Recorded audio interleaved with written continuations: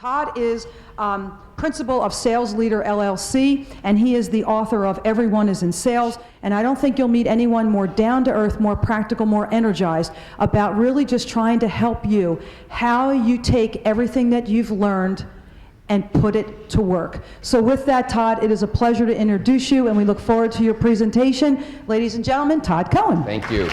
Okay. Thank you. Now listen, when I got here this morning, Denise Monahan, wait, Denise, come up for, step here for 1 second, please. Denise Monahan came, and I've gotten to know Denise a little bit, as you've heard in this mercifully short introduction, so thank you for that. And Denise said, you know, one of my real passions is speaking and getting up in front of people and being passionate and doing what it is that I do. And I said, Denise, you're really good at it. And she said, do you think? Tell Denise how good she is up here on the podium today. And one more thing before I start, would everybody from the chamber stand up for a second? Why don't y'all stand up? So Deb, why don't you and your staff all stand up for us for a second? Listen, these ladies have put this event on, and the details on this, I know there's more than two of you working here. Come on. Now, okay, there we go. Meredith, raise both hands. Give these ladies a round of applause.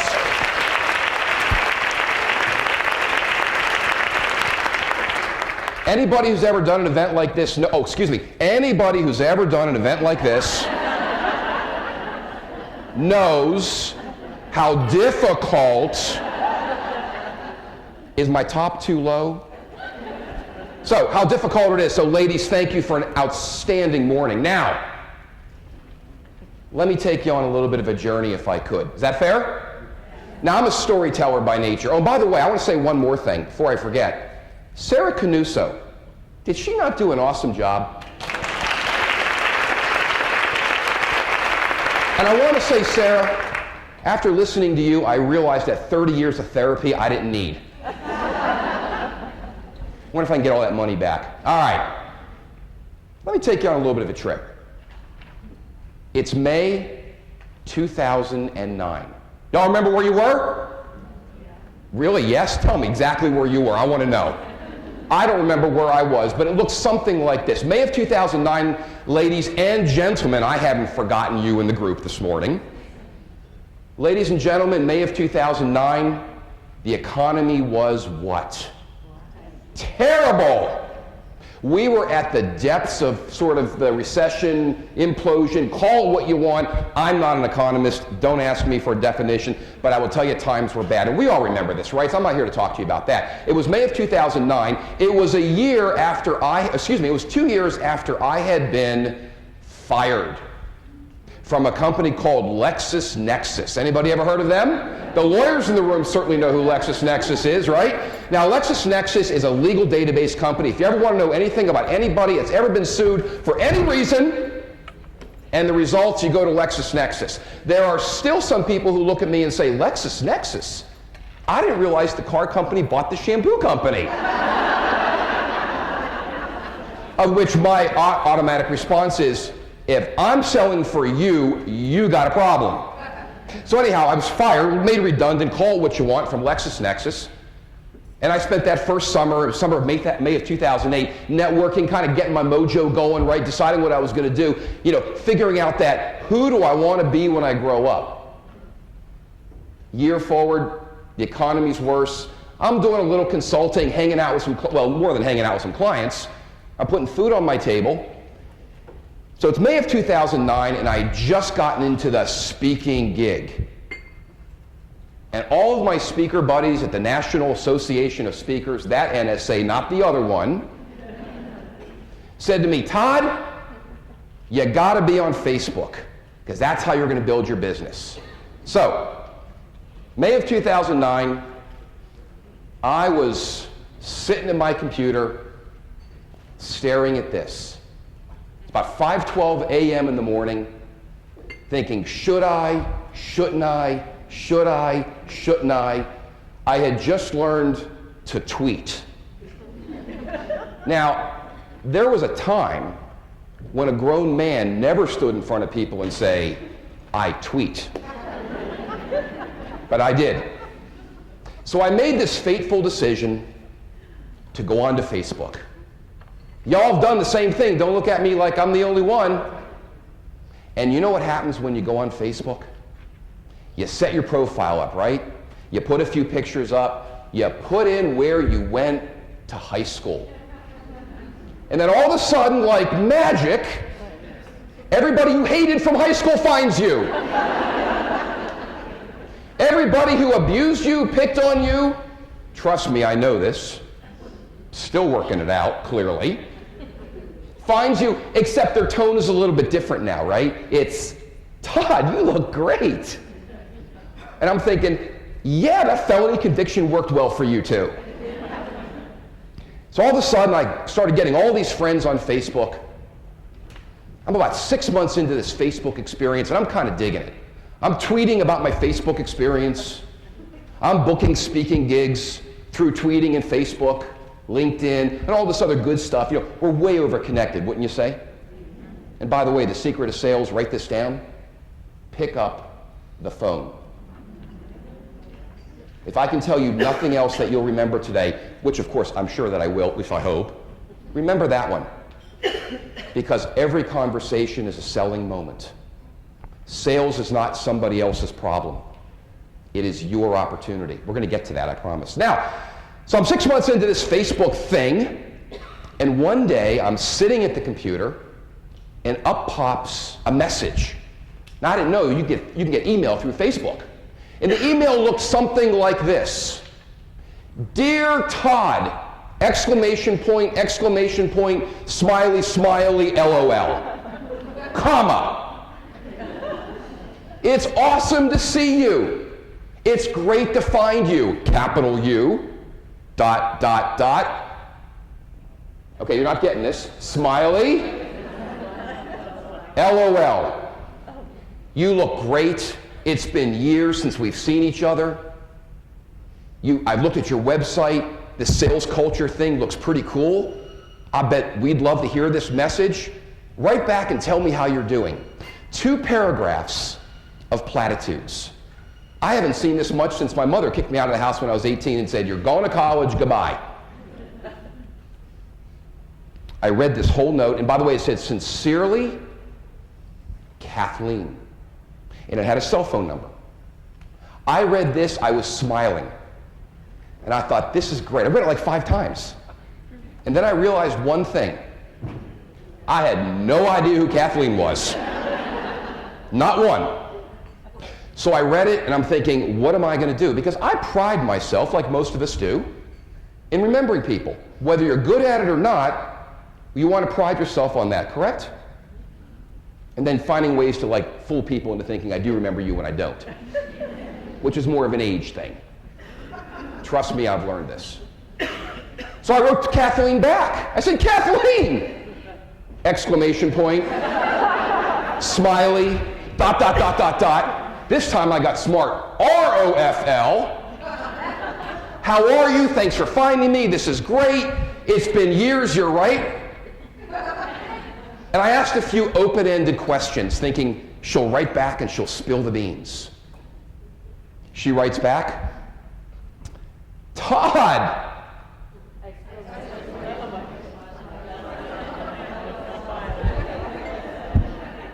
I was getting a lesson on emoticons. And she wrote back and said, thanks for writing back, blah, blah, blah, blah, blah. Read it 4 times. No idea. None. So I wrote her back, she wrote me back. This went on, ladies and gentlemen, for 4.5 weeks. I did what great salespeople do, I faked it. I kept asking open-ended questions, hoping against hope that she would spill the beans, say something that would let me in. By the way, you might be asking yourself, well, what was the picture? The picture was of a cat. Clearly not Kathleen. So finally, going back and forth for 4.5 weeks, she writes me back after one of my many misses, and she does it. She gives me the hint. And she said, Todd, we only knew each other for 1 semester in college. And it was that freshman semester. Do you remember the concert we went to? Like, oh, thank you. Now, you're all thinking, this guy was a social butterfly in college. I must have gone to dozens of concerts. I went to 1. because Kathleen bought 11 tickets. I thought it was a date. When the other 9 people showed up, it wasn't. I thought it was a date. It was Electric Light Orchestra. Remember them? We go to this concert. All of a sudden, I remembered who it was. I wrote her back, Kathleen, how are you? Again.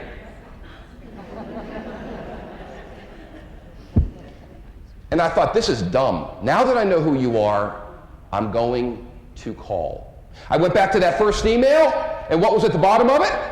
A phone number. I dialed it. Kathleen, Todd, the miracle of caller ID. I thought it was blocked. How are you? How are you? I'm sorry it's taking me so long to call. I've been traveling. I had no idea who you were. I've been traveling. It's been a busy time. I'm trying to figure out who you are. And we had this great, and we started having this great conversation. I said, Kathleen, listen, you found me. You looked at my website.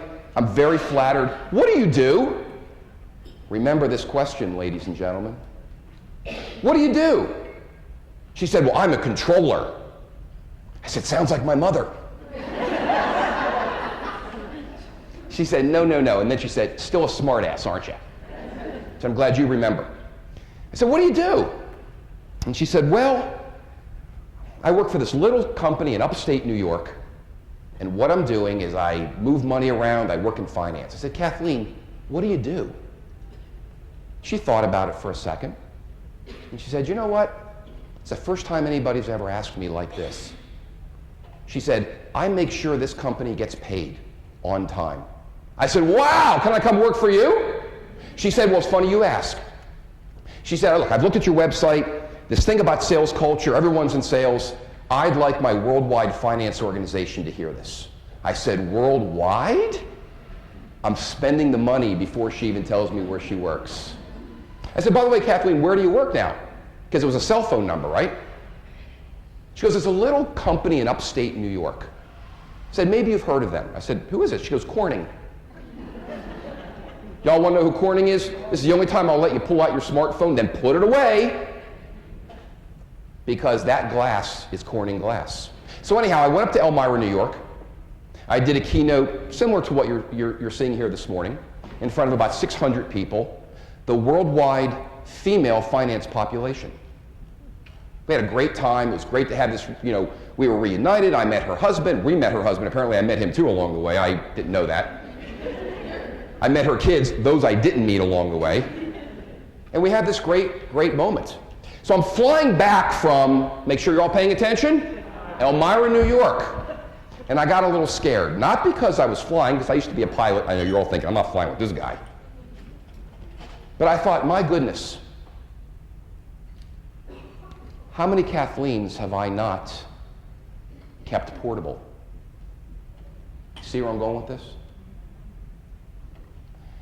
Doing what I do, but more importantly, and quite frankly, only importantly, doing what you do, requires what I call, write this down, a virtual sales team. People who advocate for you, get you, and keep you top of mind. This begins with the relationships, both past, present, and future. Now, a moment ago, many moments ago, I heard from the panel, brilliant panel, and I heard from Sarah, same message, right? Relationships count. It's who you know counts, right? We know that. And you've heard that given to you in a beautifully exquisite way this morning.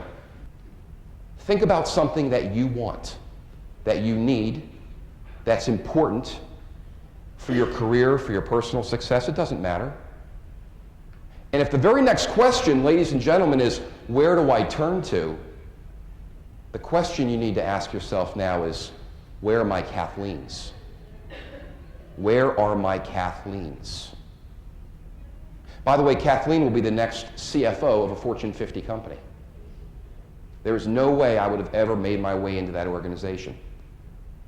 So I've developed something called, which I'd like to share with you now, called relationship portability. And if you practice this, you will see a marked difference and a marked change in how people interact with you. There are 4 categories. Now here's what I'd like you to do if you wouldn't mind. I'd like everybody to pull out something to write with, because I'm going to ask you to take a few notes if that's okay. Because my measure of success is you leaving here doing something with this message. And by the way, if you are close to a business card, pull that out as well.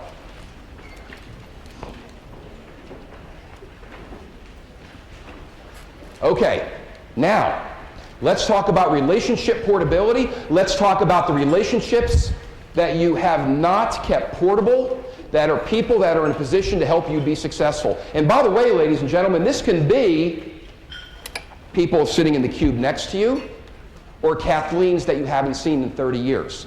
There are 4 categories of relationship portability. And this, as my best friend Michael says to me, I ain't selling easy here, folks, because we have to divorce ourselves now from what we think people mean to us to the reality of who they are. You didn't think you were going to have to work, did you? And by the way, you do not get to write smiley, smiley, ... LOL. Okay, first category of relationship portability, available and reliable. Write this down, available and reliable. These are the people that know you, get you. When you call them, guess what happens? They pick up the phone. When you email them, guess what happens? You get a return email. These are the people that when they know you're calling, they know that you are important to their agenda. You're in a position to help them be successful. Make sense? These are the people, ladies and gentlemen, that say, I want to talk to Deb DiLorenzo because Deb gets me. Sorry, Deb, that was the first name that came to my mind. These are the people that think of you as an extension of their business. These are the people, friends, that step up for you and that you step up for them. Available and reliable. These are the people that when they move and they go somewhere else, they let you know. You don't have to find out that they have a new job through LinkedIn or a new phone number or they moved out of state. You know. Available and reliable. Second category, available but not reliable. This is the person that you knew a number of years ago. That, you know what, I did business with so-and-so, or I knew so-and-so, or we were neighbors, and I knew what they did, but I don't know where they're at, I don't know what they're doing now, but I can at least find them. And if you go to pick up the phone and call them, the chances of them being responsive are what? Significantly reduced. These are the people that wonder whatever happened to. These are the people that you say, I really would like to reestablish because I can help or they can help me. And by the way, one thing that people always say to me is, but I'm afraid to call people and say, I need your help because it sounds like I'm selling. Exactly! My next book is called Everyone's in Sales Now Stop Apologizing and Go Get What You Want, Need, and Deserve. Every conversation is a selling moment. Don't ever forget that. In the first 7 to 10 seconds, when someone says to you, what are you doing now? What do you do? They're making a judgment 7 to 10 seconds. Here's a hint. If you answer with your title or where you work, you've lost them. How many of you have been to a networking event, someone comes up to you and says, what do you do? Or you say to them, what do I do? What do you do? What do I do? I don't know. What do you do? And you say, well, I'm a senior level account executive with ABC Corporation, Division 4, Level 7, Silo 19. Wow, I've been looking for you. Can we talk? So a moment ago I said, bring out a business card and do this simple exercise.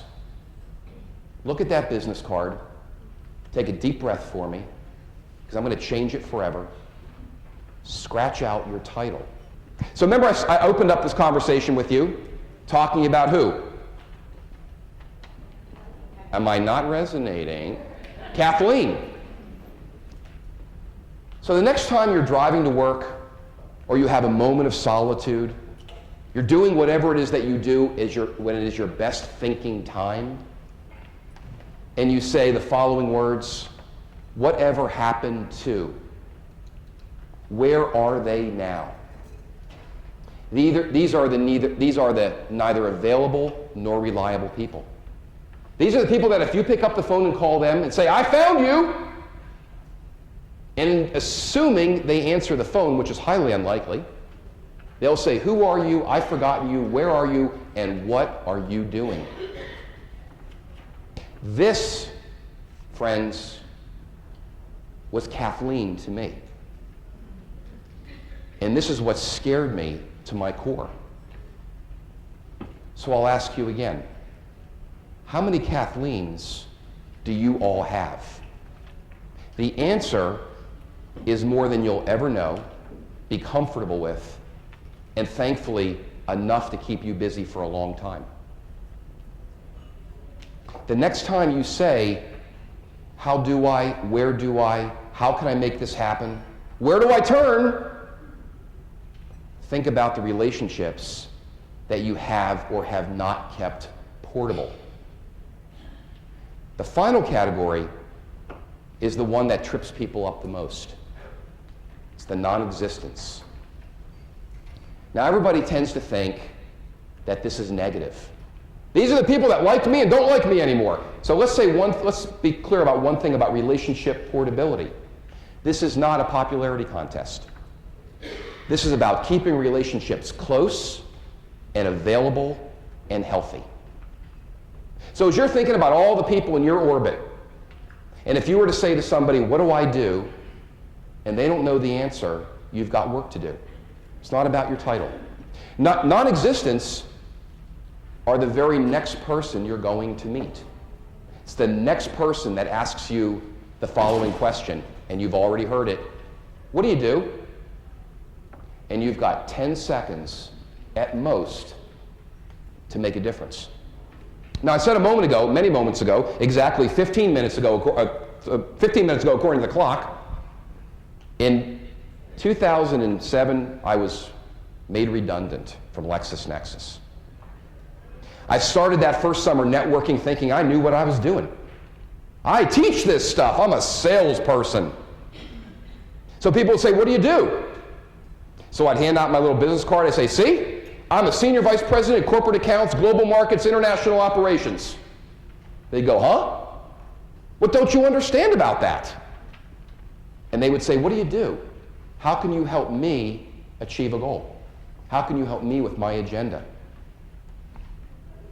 And I realized that as I was practicing relationship portability,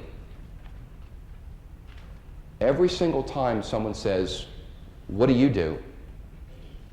And you answer with your title, you've lost them. You've lost them.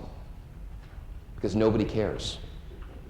The one thing this job market has taught us, to sell ourselves in a way very differently than we've ever had to before.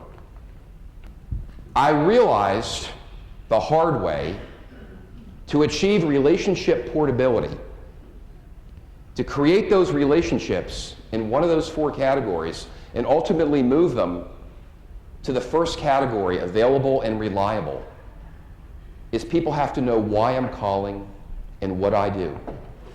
Because I'm going to buy from you when I know how you're going to help me help my customers say yes. And that could be internal customers or external customers. It doesn't matter. I'm not going to sustain our relationship because you have a cool title. Doesn't matter to me. What matters to me is what you do. The clients I work with, we go through this, and I have to tell you, this is hard stuff. So when I tell you to take your title off of your business card, it makes you feel a little insecure. Because now you have to really explain and grab somebody's attention 7, 8, 9, 10 seconds. So relationship portability, these four categories, is not about the frequency of contact. It is about the depth of the relationship. is about the depth of the relationship.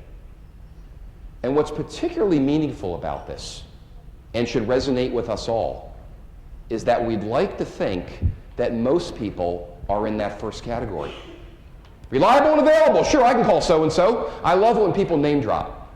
Love it, because that's my cue to go, okay, really? Great, do me a favor, call them. That shuts people down real quick. Relationship portability is about achieving the success that you want to achieve by people understanding what you do, that thing called value proposition, which plays so beautifully off of what Sarah so beautifully talked about, and understanding where those people sit in this quadrant, in these quadrants. And ladies and gentlemen, that third quadrant is your opportunity to get in there and sell.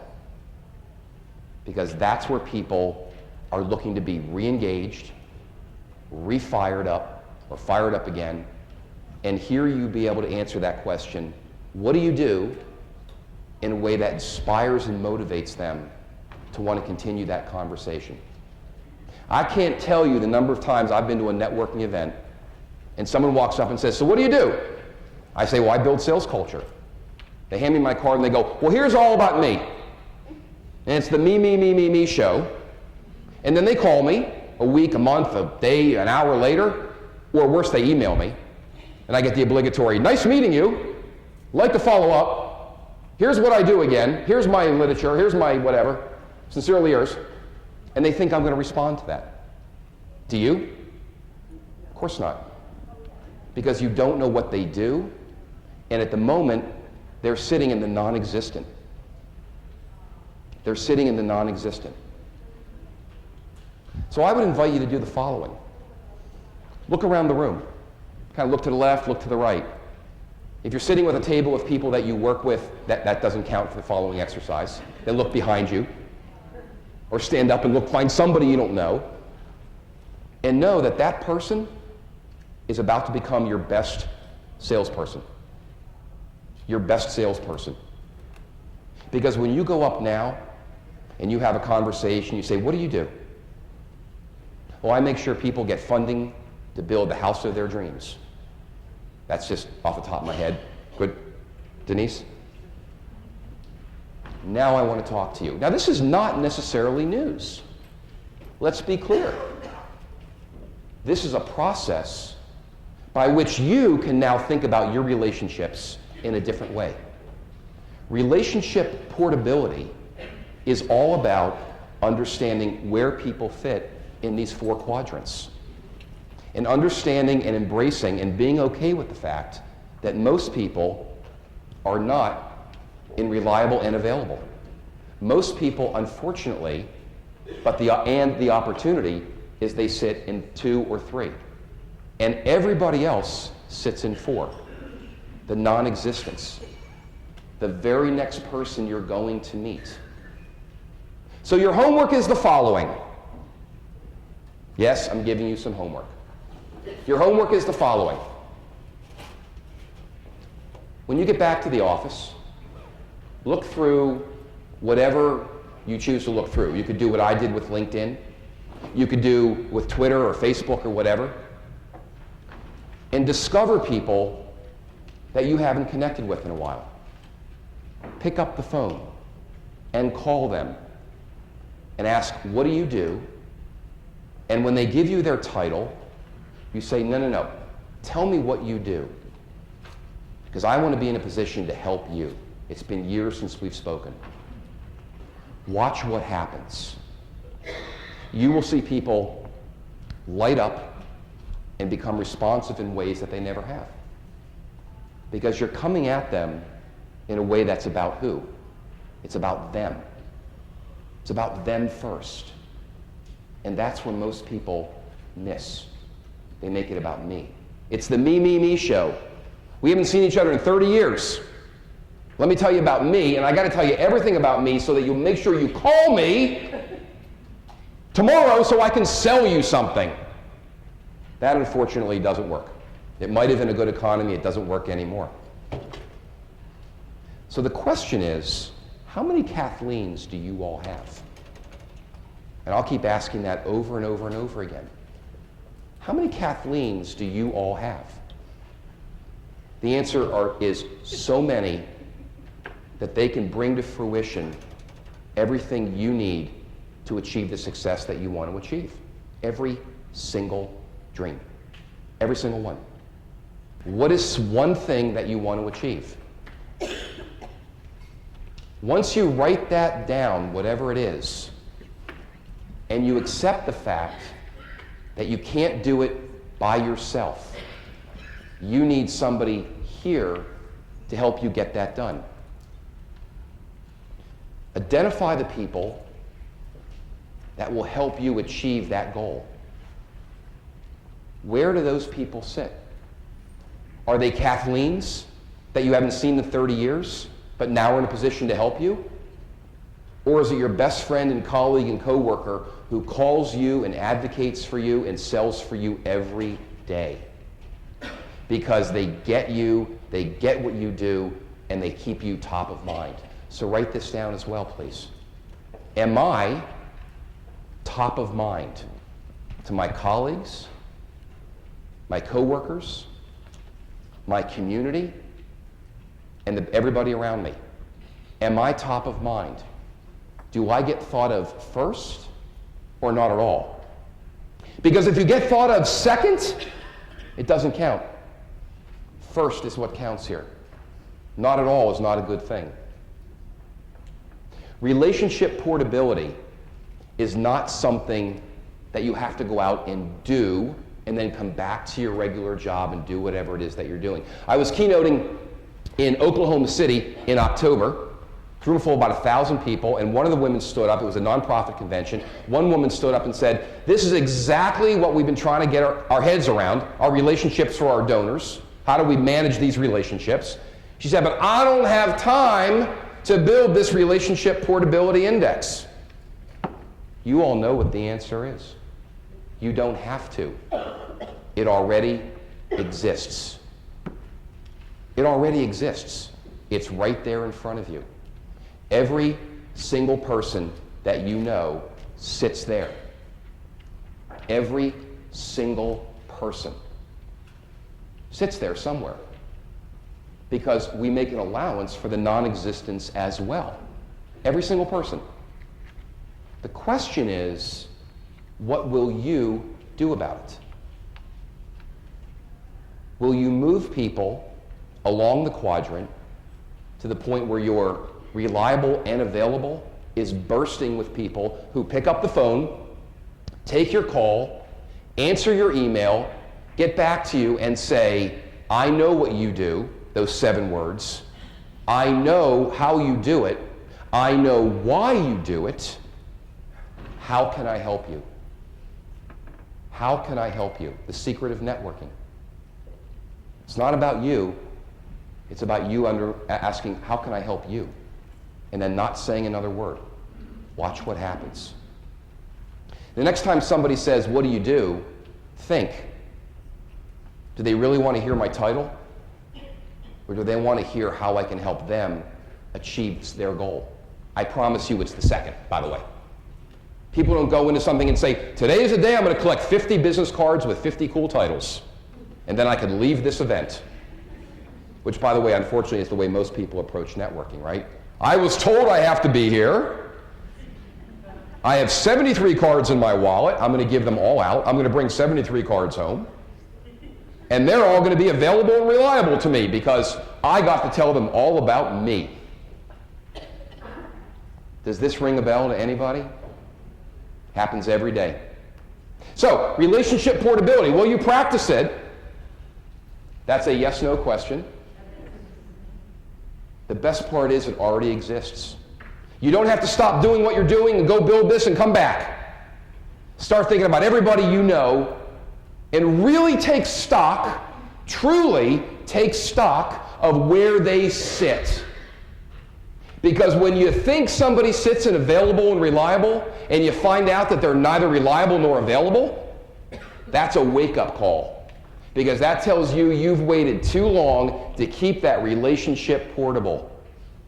It needs freshened, it needs watered, and it needs taken care of. Now, I get the challenge here. Sorry, I'm not supposed to do that. I get the challenge here. You're thinking, there's an awful lot of people, Todd. This sounds like a lot of work. Yes, it is. Get to it. Start working. Every conversation you have counts. Write this down, please. Every single conversation you have is a selling moment. There are no wasted conversations, ever. Everyone's in sales. So, 3 things I'd like you to do. 3 things. Think differently about every conversation. It is not a wasted moment. In fact, you've got 10 seconds to get somebody to say, tell me more. Everyone fits on that relationship portability scale. Everybody sits. Everybody fits and everybody sits. And they're all there, ready, willing, and able to help you help their customers say yes. But don't expect that to happen if they're not available and reliable to you. Number 3, move from reactive to proactive. Managing relationship portability, acting this way costs you absolutely nothing. That should make everybody happy, especially the accountants in the room, bankers in the room. Costs nothing. What it does mean is a mind shift. It's a mind shift. The very next conversation you have could be the person that makes an incredible difference in the goals you're trying to achieve. That's not news. Thinking about it that way is. How many of you have had a conversation where you've said, even in like your worst moment, you've said, that person can't help me. That was a wasted 10 minutes. You don't have to raise your hands, but we've all done it. You all know who you are. You've all done it. Do you know I used to think that way as well? Until one of the people about 6 years ago who I thought I had a wasted conversation with called me up and said, I love what you do. I want to introduce you to so-and-so. That so-and-so was the connection for Denise and I. That was the E.P. Henry family. Never saw it coming. Most of my keynotes are not to sales audiences. They're to the non-traditional salesperson because we're all in sales. And it begins with practicing 2 things. How do you answer that question, what do you do? Take away your title and inspire me. When people ask me today, what do I do? My name is Todd Cohen, I build sales culture. And then I do what great salespeople do, is I shut up. And I wait for a reaction. And if it's much like the look I'm getting from you all now, I know I have work to do. But usually what happens is, Todd, that sounds interesting, tell me more. I build a relationship, they go from non-existent to available but not reliable to available and reliable. See how that works? And it happens just because you do what you do every day. Because you think about it differently. It's proactively approaching every conversation. Every conversation. Relationship portability is huge. So this picture you have up, this picture, which I apologize, is the only picture I have. It's not particularly good, but it does show on the very left, you sort of see a shiny bald head there, right? With a name tag. That's me. Now the lady who's sort of like in the light, meet Kathleen. Say hello to Kathleen. Everybody say, hi Kathleen. Thank you for hiring Todd. You actually all did that. I didn't really expect you to do that. The guy next to her is Sean, her HR rep. She traveled with her HR rep, which always made me a little nervous. This is us in Shanghai, China. A decision to go on Facebook in May of 2009 led to a 5-year relationship with this organization, a trip to China where I got to speak all over the country for a week. And this isn't about me. I just want to make the point that I didn't see it coming. And that's the best part. Think about your relationships and what you don't know is around the next corner. If that is not inducement enough to pick up the phone and say, it's been a long time, tell me what you're doing, I don't know what is. I never would have had this trip. And I have a million stories like this. I'm going to India and Thailand this year with a different client. A relationship that I met from Lee Hecht Harrison when I was in transition training, learning how to sell myself, apparently. And we lost touch, and I brought him back. He's the CIO of a couple billion-dollar company, and now we do business together. How many Kathleen's do you all have? It's somewhere between 2 and 2,000, I can promise you that. And somewhere in those 1,998 people are the people who can make everything you're trying to achieve happen. And the best part, I'm so self-conscious now with my hands. And the best part is you won't see half of what's coming your way. I couldn't have envisioned that under any circumstances. So here's what I'd like you to do. Relationship portability, I talk a lot about in my book, and I talk a lot about on my website as well. The website is free. If anybody would like the relationship portability worksheet, I'll be happy to send it to you. The only thing I ask is the following. Stop by my desk, fill out a little form so I can, and give me your email and let me mail it to you, and you can work on it yourself. And if you have questions, you can call me. That's my gift to you. Now, if 300 people try to call me, my phone's going to explode, and it may be 2019 before I get back to you. But try this. Try practicing relationship portability. The very next time you say, who do I, where do I, how do I, don't say it anymore. Say, I'm going to go to my relationship portability index, my scale, and I'm going to find that person that I can pick up the phone, they'll take the call, and they'll say, I'm happy to. Have a great 2014. Enjoy practicing relationship portability. Thank you very much.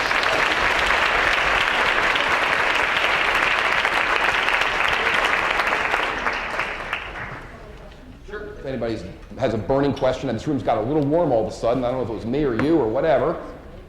Any questions? Deb? Yes. Can you give us advice on how to make those phone calls to people that maybe we haven't seen in 20 or 30 years and we're nervous that they might not hear from us? You want to role play with me? Okay, you be the person I haven't talked to in 20 years. Ring, ring. You say hello, right, good hello. Deb, Todd Cohen, give me a hard time. Do I know you? You do, I know it's shocking, I'm still alive.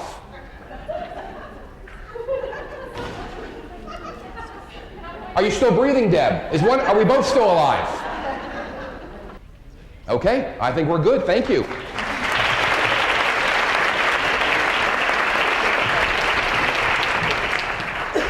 Well, Todd, you have everyone thinking. That was a great, great, great conversation, and we thank you. And I hope that everyone uses all of the, or does the homework assignments that Todd gave us. You know, it's kind of interesting, but now, when you think of the South Jersey Chamber of Commerce, the first thing that should be coming to your mind is, it's an organization led by Deb DiLorenzo who cares about helping each and every person in our community advance their personal and professional life. The Chamber is about helping you make connections and build relationships so that you can move your personal and professional agenda forward. That's what the Chamber represents. And so Deb, and to all of your team and staff that helped put this on today, we thank you. And Deb,